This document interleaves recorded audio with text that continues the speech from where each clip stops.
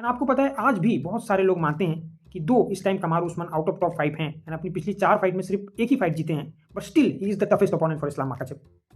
But I hope कि आप समझ रहे हो that being the toughest opponent for the champion and being the most deserving contender is two completely different thing.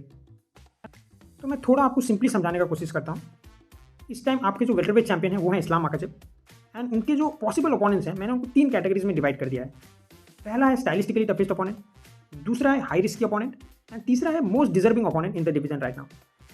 पहले category में मैंने रखा है साफकात राखमानोव, देन कमारू उस्मान।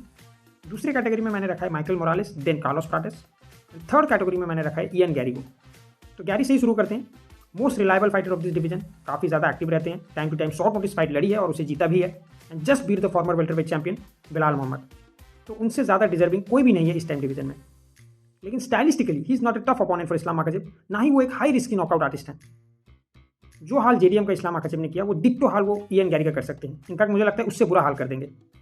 दूसरे कैटेगरी में आते हैं जहां मैंने मोरालिस और प्राटिस को रखा है। ये दोनों हाई रिस्की नॉकआउट आर्टिस्ट हैं एंड मोरालिस को प्राटिस के ऊपर मैंने इसलिए रखा है क्योंकि Michael Morales is a genetic freak, is very big for welterweight and basically वो एक यंग अनडिफिटेड मॉन्स्टर है वेल्टरवेट डिवीजन के अंदर। एंड इस्लाम माखाचेव के लिए डिस्टेंस क्लोज करना एंड टेक डाउन शूट करना बहुत ही डिफिकल्ट होगा against Michael Morales. And most importantly he just beat Shawn ब्रेडी जो कि नंबर 1 कंटेंडर थे वेल्टरवेट डिवीजन में। सो टेक्निकली मोरालिस एक हाई रिस्की कंटेंडर होने के साथ साथ एक डिजर्विंग कंटेंडर भी है।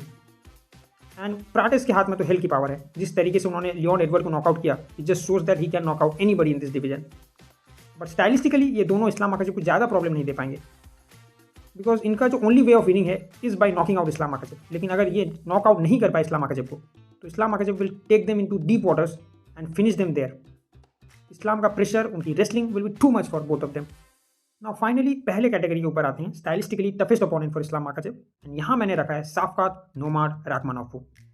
He is the guy that has all the tools to beat Islam Makhachev.